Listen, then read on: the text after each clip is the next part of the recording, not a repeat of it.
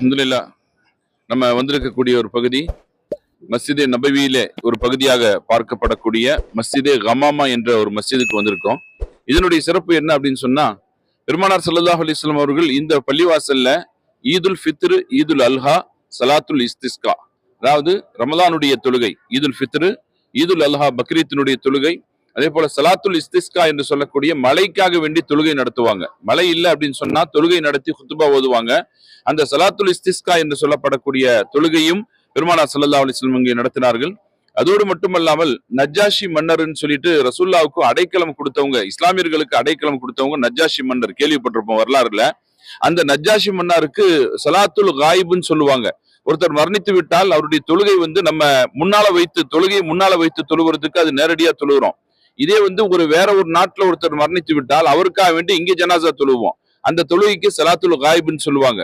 அதாவது ஜனாசா இருக்காது, ஆனா ஜனாசா தொழுவோம். அந்த நஜ்ஜாஷி மன்னருக்காக வேண்டி ரசூல்லா இங்க ஸலாத்துல் காயிப் இங்க தொழு வச்சிருக்காங்க.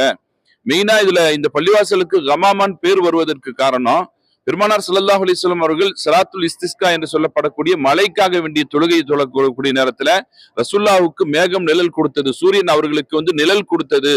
அதனால இந்த பள்ளிவாசலுக்கு கமாமான்னு சொன்னா மேகம் நிழலிட்ட பள்ளிவாசல் என்ற ஒரு அர்த்தத்தோடு இந்த பள்ளிவாசல் மஸ்ஜிதே கமாமா என்ற பெயரோடு வழங்கப்படுகிறது.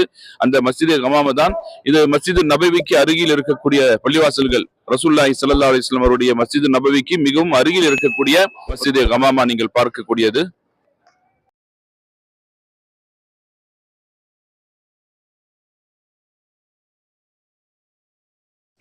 Hi